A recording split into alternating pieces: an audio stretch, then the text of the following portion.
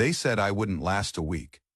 Newspapers wrote my obituary before I had even drawn my last breath. Embassies emptied their safes, and somewhere in a war cabinet, Netanyahu himself circled my name in red on a kill list: 3 assassination attempts, 3 failures, and 3 reasons why the old colonial powers are terrified of what's rising across Africa. I'm Ibrahim Traoré. I'm 35 years old, and I've survived more attempts on my life than most presidents see in an entire decade. Today, I'll tell you exactly how the Zionist state and their Western allies tried to erase me, and why they failed every single time. If you think African leaders can't fight back, you're about to learn the truth. Stay until the end, because what I reveal about the 3rd attempt will explain why they are so desperate to silence voices like mine. October 2023, a foreign delegation arrived. Not diplomats, killers in suits. They brought gifts: 12 armored vehicles, German chassis, Israeli surveillance systems, French communications gear, a price tag of $3.2 million. But nothing from colonial powers comes without strings. Weeks later, our intelligence service, our own, not the compromised networks left behind, intercepted encrypted transmissions. Those vehicles weren't gifts, they were tracking devices.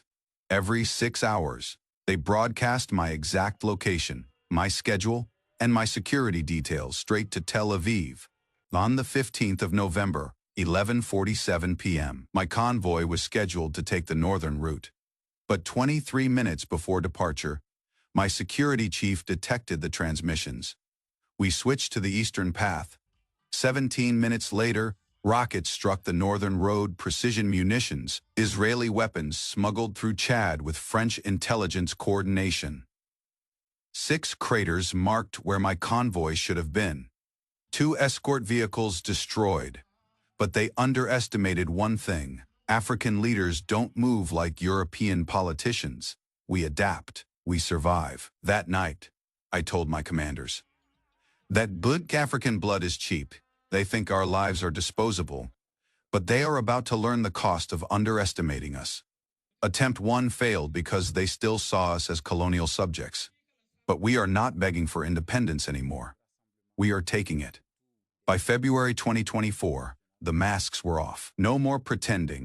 In Barcelona, where our soldiers were already battling terrorists France had failed to defeat in 8 years, a new enemy appeared. Foreign, trained mercenaries, Israeli operatives, slipping across the border from Niger. Their mission was surgical: eliminate me on the front lines, kill me in front of my soldiers, break the spirit of Burkina Faso's resistance. But they made the same mistake. They assumed I'd behave like Western leaders, flying in helicopters, hiding in secure compounds, surrounded by bodyguards chasing salaries instead of loyalty. That's not how I lead. I share the same rations as my soldiers, sleep in the same mud, walk the same roads where our mothers carry water and our children play football with rocks. So when I arrived in Barcelona, it wasn't their mercenaries who met me. It was my people. Farmers who had lost cattle, mothers who had buried sons, young recruits fighting for something bigger than themselves. They formed a human shield, not because I ordered it, but because they chose it. The plot collapsed within hours. 12 infiltrators were captured alive. Under interrogation, they revealed their funding: Israeli security firms working with French intelligence remnants. I asked them one question: who pays you more? The men trying to kill your president, or the president fighting to keep you alive? 7 of them defected. Even mercenaries recognize loyalty when they see it. That day, I made a choice that terrified Paris, Washington, and Tel Aviv more than any weapon. I chose my people over their money, sovereignty over their aid, dignity over their development. March 2024. The closest they came to success. I was in the presidential residence, reviewing intelligence reports. Later, I realized those reports were bait, planted to keep me in one location. My guards reported drones overhead, not media drones, military units broadcasting on Israeli frequencies At 11:23 p.m., explosions ripped through our outer perimeter. Precision strikes on our communication towers, our power grid, our escape routes. Snipers positioned on rooftops opened fire. This wasn't terrorism. This was open warfare. I grabbed the radio and gave the only order that mattered. You do not die for Ibrahim Traoré. You live for Burkina Faso. Hold the line, but hold it smart. For 4 hours we fought in darkness. Bullets shredded the residents. Smoke grenades filled the air. And the bitterest part? Some of the attackers were locals, traitors bribed with wealth and promises of power. But we don't fight like European armies. We don't break when the lights go out. At 3:17 a.m., I made a decision that stunned even my guards. I walked outside, into the smoke, into the gunfire, carrying nothing but the flag of Burkina Faso. Because here's the truth. You can't kill an idea with bullets. You can't assassinate a movement with bombs. You can't break a people who'd rather die free than live as slaves. The attackers stopped firing, not because they ran out of ammunition, but because they realized they weren't facing one man. They were facing something greater. By sunrise, the foreign operatives retreated. Their collaborators surrendered or fled, and I stood on the steps of the pass, raising our flag. The crowd that gathered didn't come because they heard gunfire.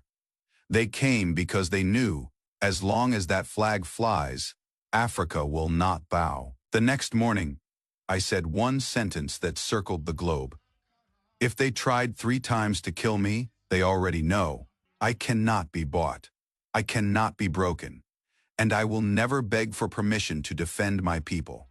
The West mocked it. Netanyahu's government called it paranoia. CNN questioned my sanity. BBC called me Africa's most dangerous leader. Le Monde painted me as a threat to regional peace. But in the streets of Africa, a different story spread. In Bamako, murals appeared overnight. 3 times he lived. Africa will not die. My face was painted beside Sankara, Lumumba, and Nkrumah. In Conakry, students marched with signs reading, "Sovereignty is not negotiable." In Lagos, Afrobeats artists turned survival into music. 3 times became an anthem in clubs from Cape Town to Cairo. In Addis Ababa, young leaders filled coffee shops asking, "If Traoré can survive 3 attempts, what's our excuse for silence?" In Accra, market women called me the survivor, not because of bullets, but because I embodied something thought lost: African dignity. In Kinshasa, opposition leaders long silent found courage. If Burkina Faso can fight, so can we, and the soldiers. Oh, the soldiers began to question everything. Chadian colonels asked why French bases still occupy their land. Nigerian generals demanded why uranium profits flow to Paris while their people live in darkness. Across the Sahel, officers asked why terrorism appears every time we reclaim our resources. Every failed assassination attempt didn't just keep me alive. It created something deadlier to their empire than my survival. Proof. Proof that African leaders can fight back and win. Proof that sovereignty isn't theory. It's reality. Sovereignty is not in textbooks. It's a choice requiring blood, sweat, and the courage to face the strongest empire's head. They wanted to kill one man.